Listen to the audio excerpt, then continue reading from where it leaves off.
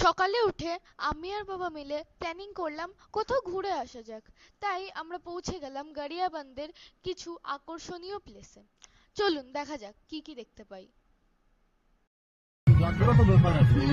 আমরা পৌঁছে গেছি হচ্ছে কি ভূতেশ্বর মন্দিরে। মন্দিরের যাওয়ার রাস্তায় দেখলাম প্রচুর দোকান বসেছে, ফলের, জুয়েলারির, আরো অনেক কিছুর। আপনারা চাইলে ঘুরে দেখতেই পারেন, কিন্তু আমাদের কাছে আর অত সময় ছিল না, এর জন্য আর ঘুরে দেখতেই পারিনি, কারণ অনেকগুলো প্লেস ভিজিট করতে হবে। এই মন্দিরের সম্পর্কে কথিত আছে যে মহাদেব পার্বতী গণেশকে নিয়ে যখন আকাশ বিহারে বেরিয়েছিল, তখন তারা এখানে নিজেদের প্রাণ প্রতিষ্ঠা করেছিল। এবং এখানকার মানুষেরা এটাও বিশ্বাস করে যে এই মন্দির নাকি নিজের হাইট প্রতি বছর বছর বাড়ায়।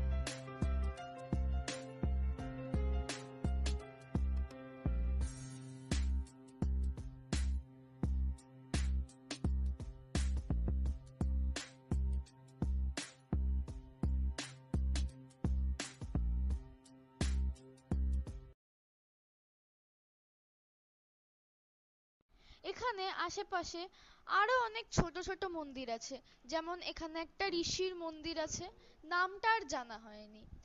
আরো কিছুটা এগিয়ে গিয়ে দেখতে পেলাম এখানে বজরংবলির মন্দির, যেখানে এই যে আমার মা প্রণাম করছে।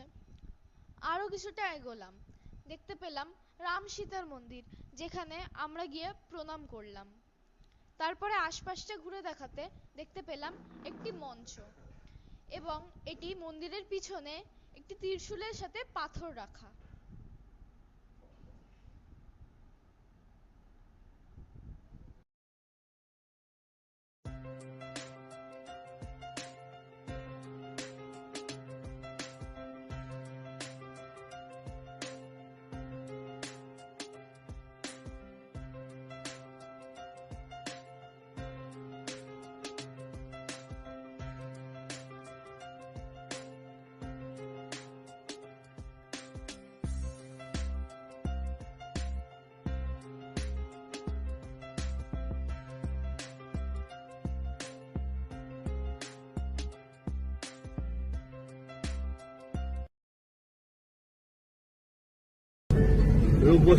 এবার আমরা যাচ্ছি হচ্ছে কি চিংড়া পাহাড়ে।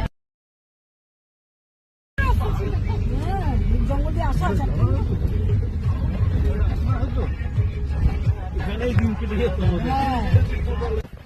তো অবশেষে আমরা চলে এসেছি চিংড়া পাহাড়ে। এবার এখান থেকে আমাদেরকে ঢুকতে হবে। আমরা একটা ভীষণ সুন্দর রাস্তা দিয়ে যাচ্ছি, চারিদিকটা খুবই সুন্দর, আর পাথর কেটে কেটে এখানে অনেক রকম আর্ট করা হয়েছে। আর ওটাই আমরা দেখতে দেখতে যাচ্ছি, যেমন এখানে একটা ব্যাঙের ছিল, কিছু দূর গিয়ে আমরা দেখতে পেলাম হরিণের, খুবই সুন্দর সব। আর এখানে একমাত্র এই রাস্তা দিয়ে আমাদেরকে যেতে হবে। আর সামনের দৃশ্য দেখে আমি একদম অবাক হয়ে গেছিলাম, কারণ সামনের ঝর্ণাটা খুবই সুন্দর ছিল। এরকম ন্যাচারাল বিউটি চোখে না দেখলে বোঝাই যায় না, তাই আপনাদের একবার অবশ্যই এখানে এসে দেখা উচিত, ভালো লাগবে।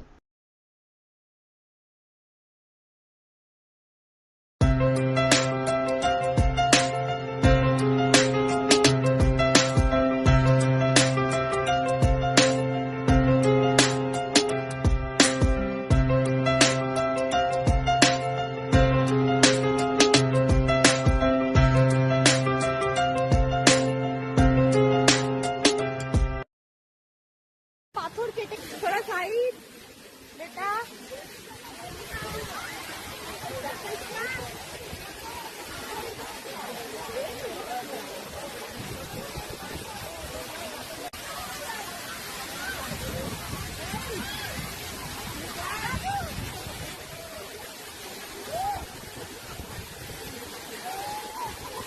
ধর ধর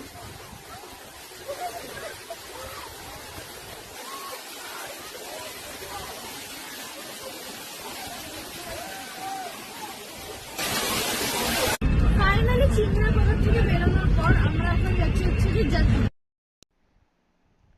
আশেপাশের সাইট সিনটা কিন্তু খুব সুন্দর, কখনো পাহাড় উঠে গেছে, কখনো খাদ নেমে গেছে।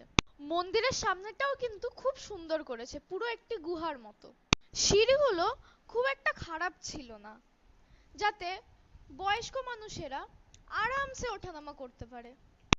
সিঁড়ি ধরে নেমে গিয়ে আমরা কিছু দূর গিয়ে দেখতে পেলাম যে বয়স্ক মানুষদের বসার জন্য একটি জায়গা করা, যেখানে মন্দিরের ভিউটা খুব সুন্দর পাওয়া যাচ্ছে।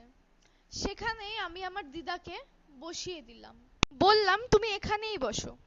দুপাশের দুটো মন্দিরের মাঝখান দিয়ে একদম ঝর্ণা নেমে এসে নিচে এসে মিলে যাচ্ছে, দেখতে কিন্তু খুবই সুন্দর লাগছিল।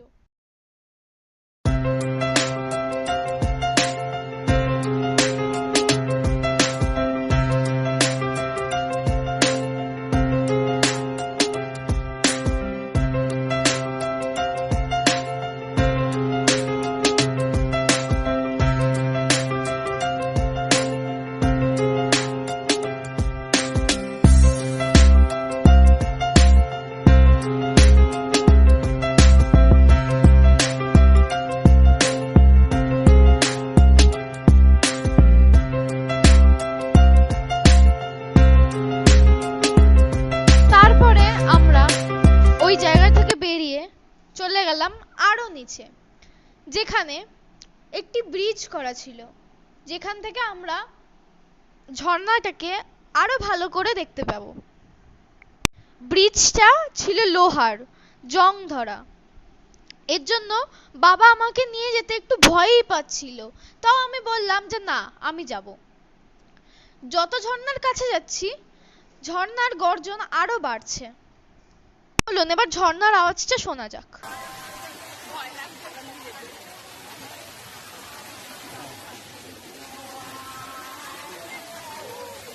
তো জল কেউ পায় না, বুঝতে পারছো? হ্যাঁ, তুমি এত জল পাচ্ছ না, ওই সময় বলেই পাচ্ছ। সাদা লাগছে এখানে আর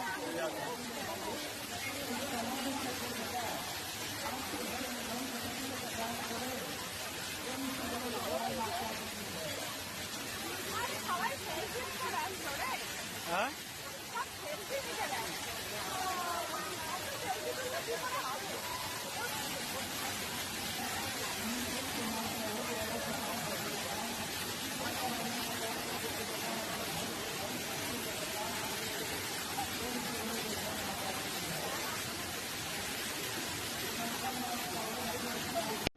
এখানে আসতে হলে অগাস্ট থেকে নভেম্বরের মধ্যে প্ল্যানিং করতে হবে, নয়তো এরকম জল দেখা যাবে না।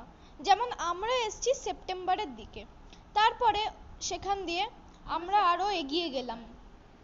এর পেছনেই রয়েছে বজরংবলীর একটি মূর্তি, যার পায়ের নিচ দিয়ে নদী বেয়ে যাচ্ছে।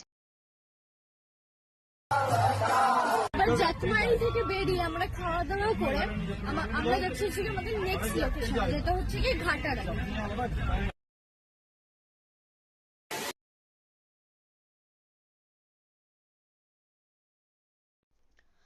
ঘাটারানী মায়ের মন্দিরের সঙ্গেই এখানে লাগোয়া ঝর্ণা, তাই মন্দির এবং ঝর্ণা একসাথে দেখতে খুবই সুন্দর লাগছে।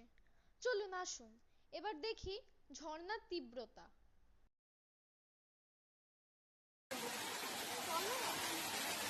অনেক ঘুরে ঘুরে যেতে হবে, কিন্তু অনেক ঘুরে ঘুরে যেতে হবে।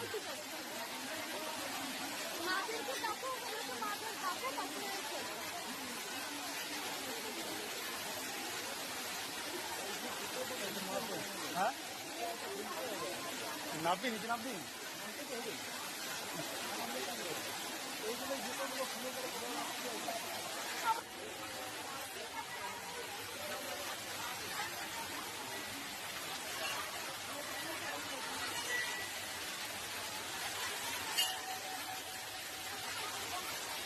আসো আসো আসো আসো।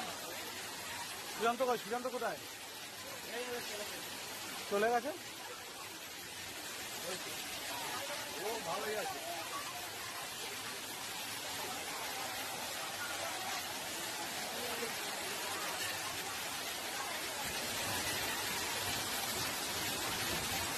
এদিকে সরো।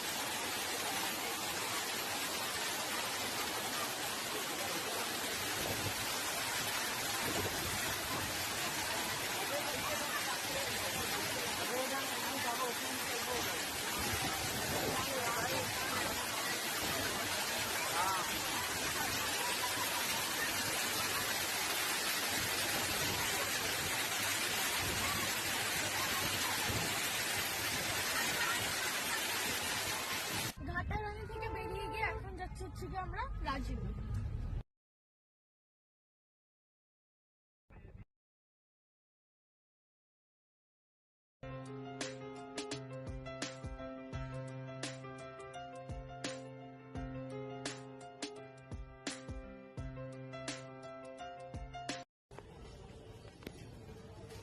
এইদিকে তো শিওর তো? ছত্তিশগড়ে অবস্থিত এই রাজিম লোচন টেম্পল দেখতে হলে আগে যেতে হবে সীতামায়ের মন্দিরে।